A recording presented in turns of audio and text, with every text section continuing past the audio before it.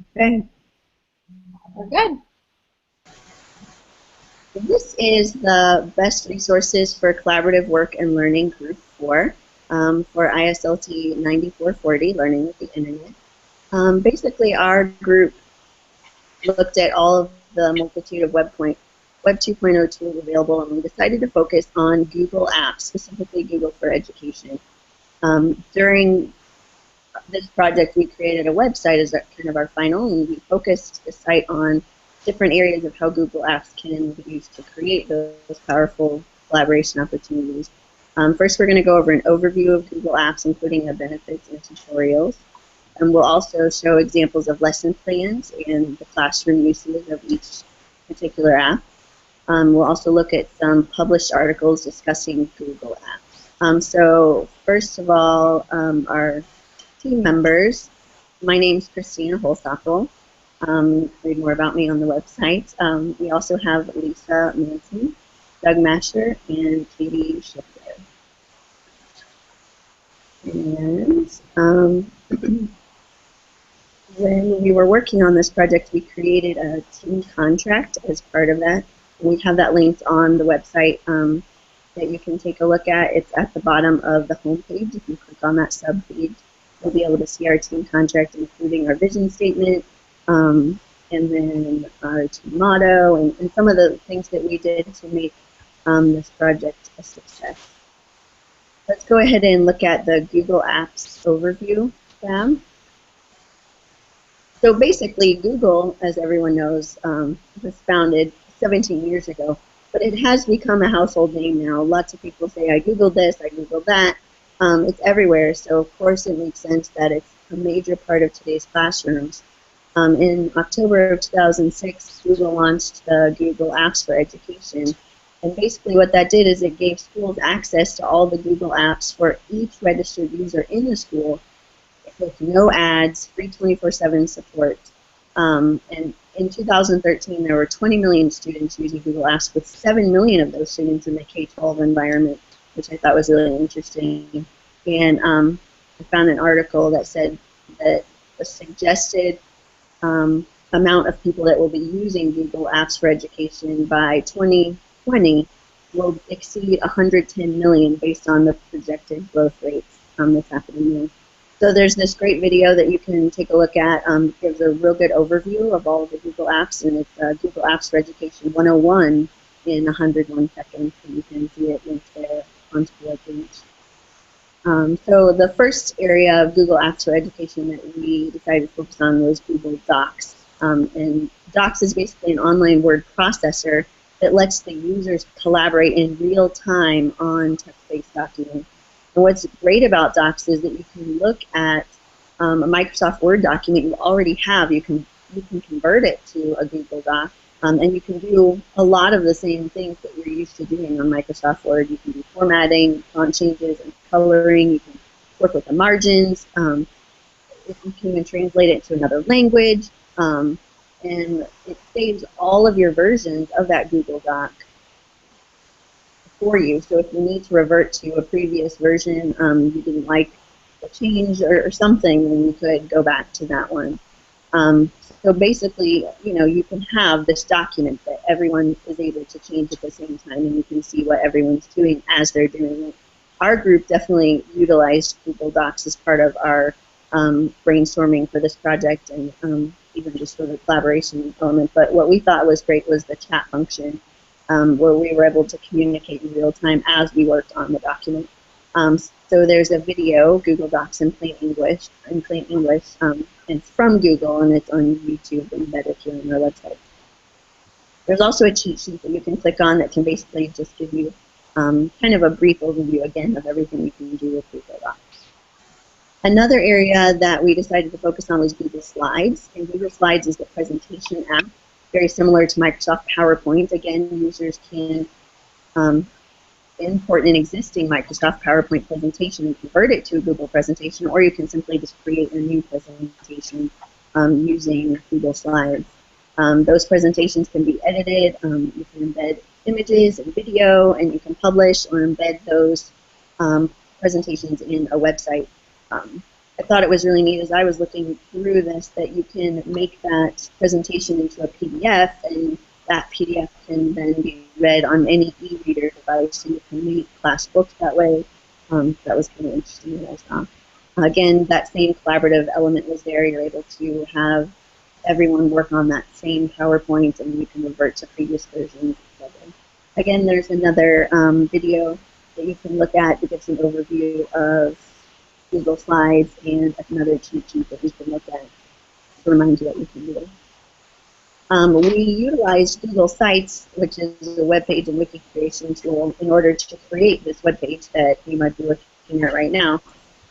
So we were all able to collaborate and share our files, and we were able to work on the website and see what other people were making, and we could, look back and see if there was something that we needed to change or add information to. For example, on the site authors page at the bottom of the home page, all of the team members were able to import their own photo and their own information on that page to really, break it down, and everyone can contribute their own part.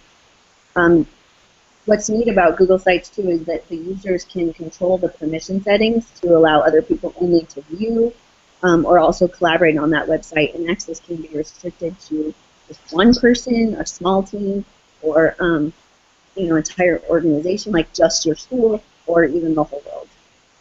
Again, there's an introductory video that I found from Google on YouTube embedded on the site. One of the other things that we looked at was Google Hangouts, which is what we're using right now. It's a communication platform, and it combines instant messaging, video chat, and voice over internet protocol all in the online setting. So it combined 3 different things that Google had into one area. And it allows users to communicate in real time and use all these other Google apps that we've already talked about, Google Docs, Google Slides. All those things can be integrated into this Hangout in order to share and collaborate. So you can use a Hangout to do a private group collaboration, or you can do a Hangout on air, which is what we're doing right now. And up to 10 people can participate live, but then that whole session gets video recorded, and at the end of that Hangout, the video is automatically uploaded to the YouTube account of the person who started the Hangout. Which of course would then let it be publicly viewable. It seemed, as I was even just looking at it, it seemed like the application for that in the classroom was endless, that you could, have, in one article I read, it was saying that you could have a music presentation, and you could do it as a Hangout, video record it, put it up for a parent that was maybe deployed or wasn't able to come for some reason. It seems like there's so many things you can do with that. Again, there's a video introduction that you can look at. Google Classroom is the newest area of the Google Apps for Education. It's basically a learning platform, and it kind of combines everything that Google has done for collaboration for education into one place. It's a learning platform where teachers can assign assignments, distribute them, grade them, with the major goal being to create a paperless learning environment. But Google says it's mission control for class on the website, which I was saying. But everything can be integrated. Like I said, Google Docs, Gmail, Google Calendar, Google Forms, everything can be on there. And it works on multiple devices, including mobile and desktop devices, and it's free to schools. All the other apps, you can have on your personal Google Plus account, but you cannot get Google Classroom as a personal account. So there's an overview video of Google Classroom that I found by Google on YouTube embedded here. So at the bottom of this page, the overview page, you'll see the tutorials. And basically, I'm not going to go through all of these, but I just found a bunch of tutorials and videos explaining each of those different apps. Google Docs, you can see all the ones I found for Slides and Sites, Google Hangouts, and Google Classroom. So some of these are from Google, some of these are from classroom teachers, some of these are from just techies in the area. Just saying, here's what you can do, here's how you, embed a video. Here's how you make an interactive presentation in Google Slides where you use hyperlinks and that kind of thing. So if we go back to the Overview tab, at the very bottom is the benefits that we found for Google Apps for Education. And there are several benefits for collaborative work. One was the paperless. It would be nice to not have so many papers to go in. It would be nice for students not to have to worry necessarily about losing their homework on there or whatever. But really, the main benefit we found was that it's a real-time collaboration, the ability for students and teachers to communicate as they're learning, the feedback that students will get with the teacher being able to look at the Google Doc or presentation, whatever, would be so much more meaningful in that instantaneous form rather than, 9 weeks later they receive a grade and they don't really understand this. It's really neat because Google Classrooms can be created for teachers' professional development, so teachers can become learners as well. So a little bit of that rollover, so we've been talking about. So, I mean, that's just a few of the benefits. It just seems like if you think about everything that Google Apps for Education will let you do, the possibilities are endless. But we were able to specify some things that we were able to find lesson plans and things like that for Google Apps in the classroom. I'm going to turn it over to Lisa and Katie to talk about that. Yeah, like Christina was saying, the possibilities are endless that I found with how to use Google Apps in the classroom. But we've kind of listed some of our favorites that we found. With Google Docs, that's probably the most common thing that I've used in my classroom. But like Christina was saying, the collaborative piece with lesson planning, as a team, you can all have the same lesson plan up and be adding different pieces to it, whether you're in the same classroom or you're at your own individual homes. You can be adding it at the same time, which goes right along to like different staff meeting notes or any time that you want to share information with staff members or coworkers or even with students. You can collaborate with it no matter where you are. Also, I use them a lot with the writing process with students. I'll have my students type out their writing pieces on a Google Doc and immediately share it with me so that I can be watching live how they're doing what they're typing, and I can see their revision history, and I can give them live feedback as they're going through to be fixing and making sure that they're really getting my comments as they're going through their writing process. Another thing that helps to go with paperless is doing reading responses. I know I give a reading response every week for my students, and instead of having them jot it down on a piece of paper and turn it in, they could do just like with the writing process. They could type it out on a Google Doc, share it with me, and then that way I could have all 25 of my students' papers reading responses online, and I wouldn't have to lug home 25 different journals, so it makes it a lot easier for the teacher too. Something that's really cool with Google is being able to translate for parents. I know we have some students that English isn't their first language, so their parents don't speak great English, and Google makes it easy to translate into just about any language that parents might be speaking. Very easy and seamless for communication between teachers and the parents. Something along with Google Docs is another thing is Google Spreadsheets that you can make like an Excel sheet, and you can use them to make sign-up sheets.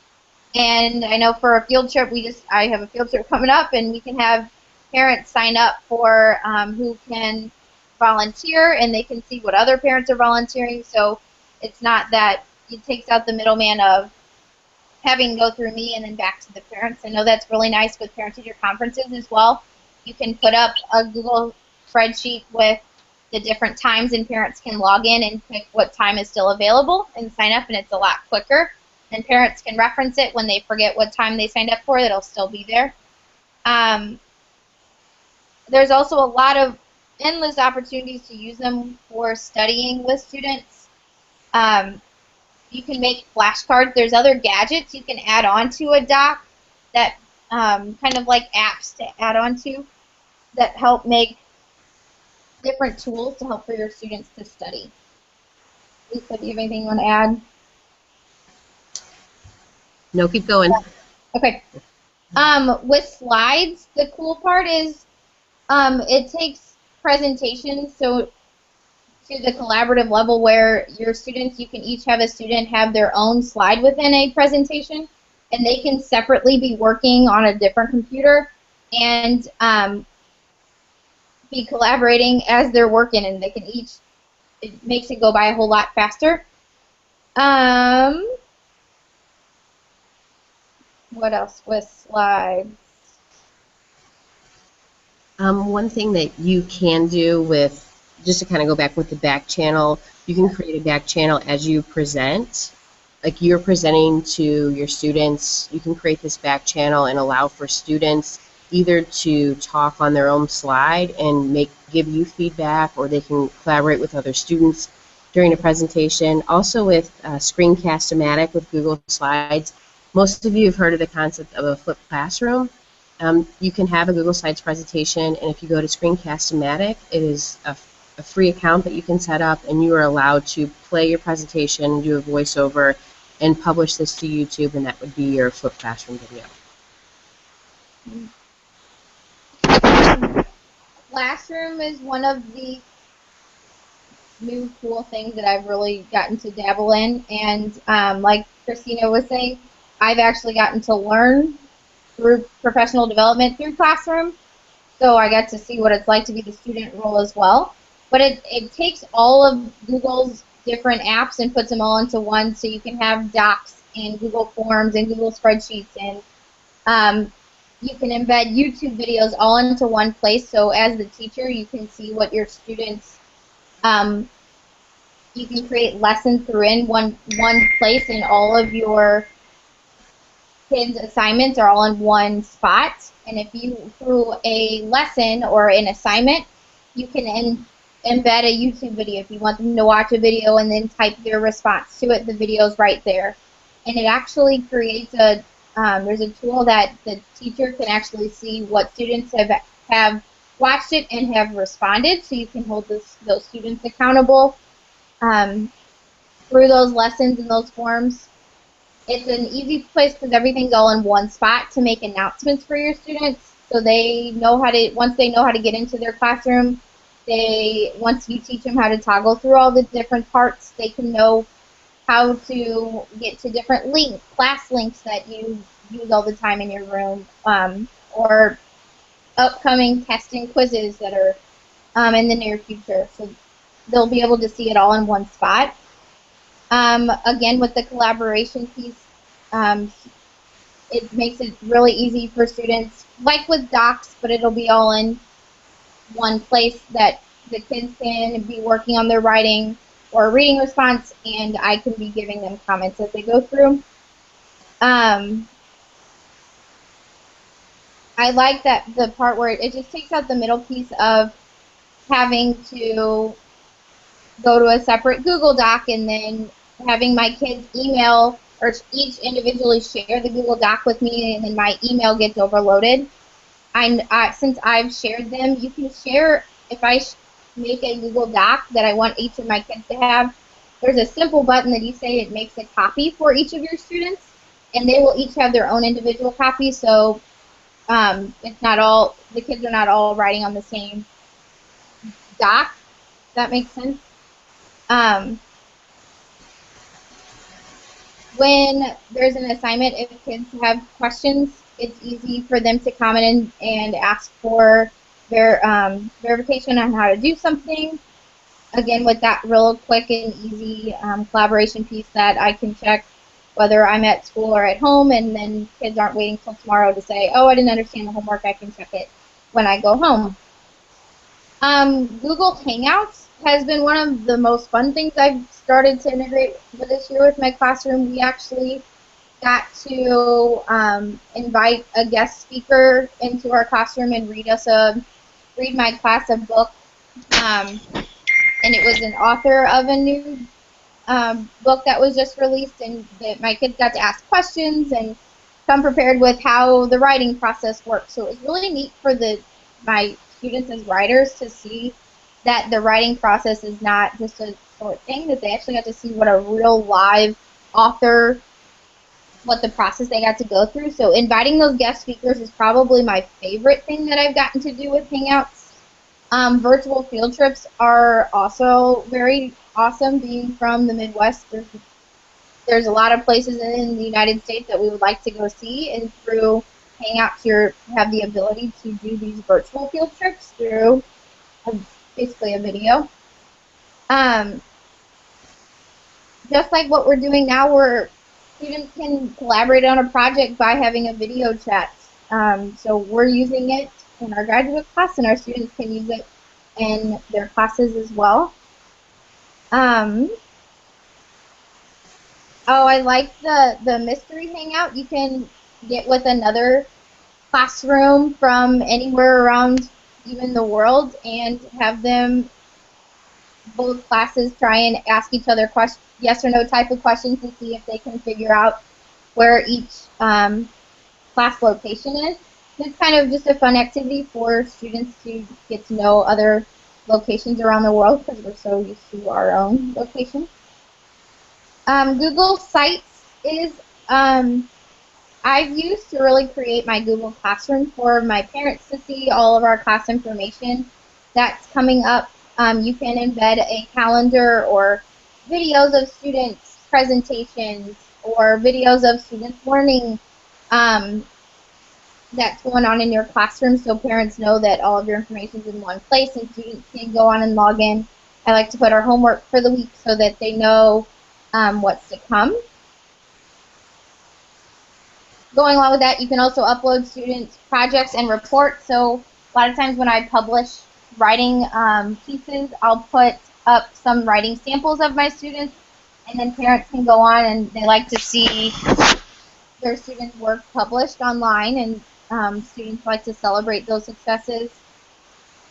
It's a nice way for teachers to share curriculum. So we like to put all of our resources on a Google site so teachers know that all of the documents and resources we've been creating are all in one place. Anything else to add? I'm ready to go to lesson plans. Awesome. Okay. Okay, trying to find some really specific lesson plans that the viewer can go and look at. There's a lot, as we've established, there's a lot of great benefits, a lot of things that you can do in the classroom, but these are some links to some specific lesson plans. The first one under Google Docs has been described before, but this is an English classroom. It's from the Teaching Channel, and a teacher will show you how students are collaborating and how she's collaborating with students. So a lot of these lesson plans will look beyond the student-to-student collaboration, but also teacher-to-student, and this video will detail a high school English class, and it really puts the teacher a part of the writing process for students. Going on to Google Slides, a really amazing idea is to create a PDF ebook.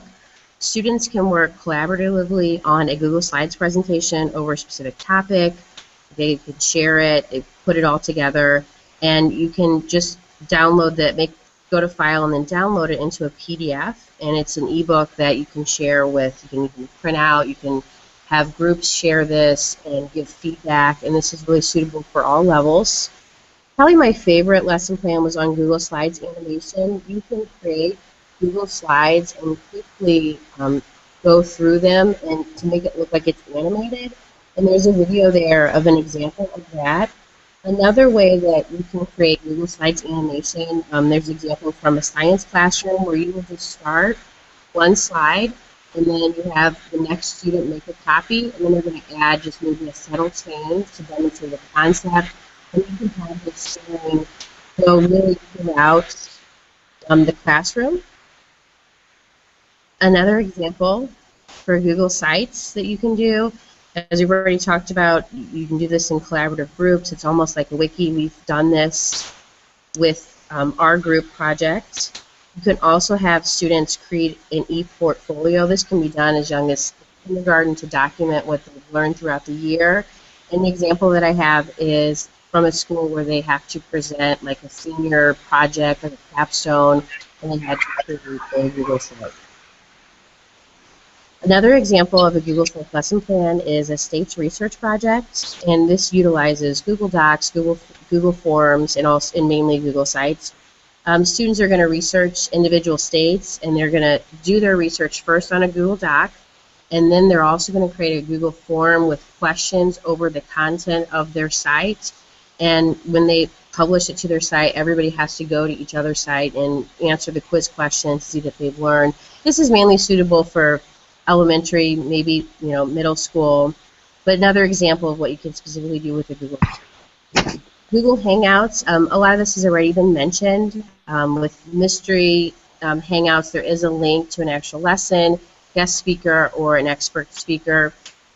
And finally, with Google Classroom, there's been so many examples and benefits of that. The interactive piece of this is really you can interact with students, you can ask them questions, they can respond, you can, as we said, share documents, entire folders, and there is constantly being new updates for Google Classroom, and I've posted a link there so you can see they've made recent updates is just this month that will go into place. So hopefully you've got some really good ideas with the lesson plans. Okay, I did the Google Apps and Articles section. I was charged with finding articles and publications that talked about the various features that Google offers. I am not currently a teacher, so this was very interesting for me just to see the resources that are available as I move into the educational field in the future. I was absolutely blown away by the abilities and capabilities that Google has. I'm familiar with some of the apps, but I didn't understand all of the possibilities that were available through the different apps that they provide. I also didn't know how many articles to expect when I was searching the web, but there are tons of articles. There's tons of websites strictly dedicated to helping you understand the various functions. One of the neatest things about Google Apps is they're incredibly easy to use, but their functions, there are so many of them and so many different ways that you can do some really neat things in your classrooms. The very first article that I came across was Google Apps for Education is leading the way to a cloud-based campus. It's got some amazing statistics within it about the usage of Google Apps. One couple that I found very interesting, it said 72 of the top 100 universities use Google Apps. It just shows how prevalent it is among major universities and colleges in the country. In addition to 7 of the 8 Ivy League schools. So that tells you how big it is. The second article that I came across was about using the Google Classroom app. This is another function I was not familiar with, but the more I read about it, it was just amazed by the possibilities it presents, especially in today's world, where especially learners and even young learners are so connected via their smartphones or tablets or whatever else they use.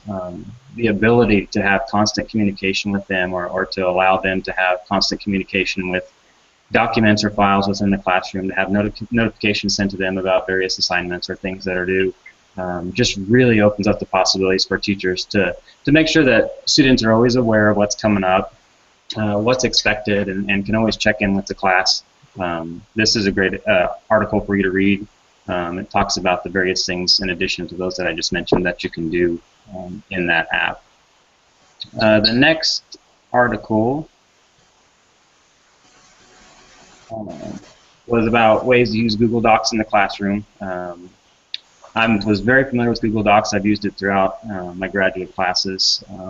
One of the neatest things about Google Docs, of course, is the fact that you can work on a document anywhere, anytime, as long as you're connected in some way.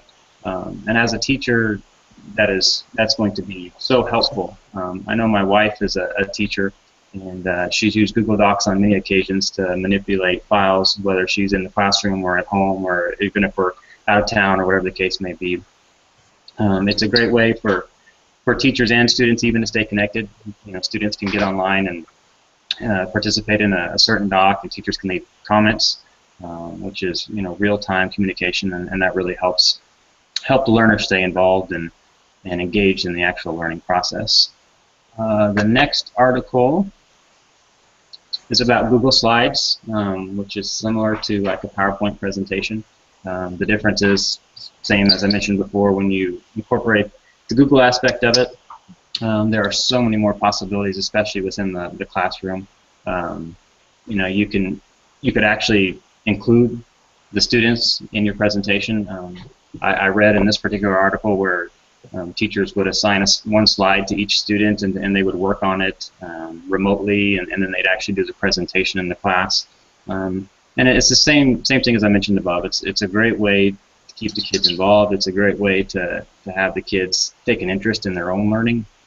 And it uses a platform that they're familiar with. Kids love technology, and this engages them in ways that teachers probably never could before. So it's a great way to do that, and that's a really good article. The final article, I believe, is about Google Sites, which of course is what we used. When I first came across Google Sites, I obviously thought it was a neat feature, but the more I read about it, the more I realized how much it could really do for you as a teacher and within your classroom. Simply organizing your data, putting things online, not just for the children but for the parents. It's a wonderful way to keep parents involved. They can see what's upcoming. You can post announcements. They can constantly check in. And if you're like me, you want to be involved in your child's education. This is a wonderful way to provide that to parents, to let them see everything that's going on within the class. And of course, there's other things you can do as far as putting videos and other types of anything that you do within the classroom that can be uploaded there that students can access remotely later on. And that's a great way for you to. And I think that does it for the articles.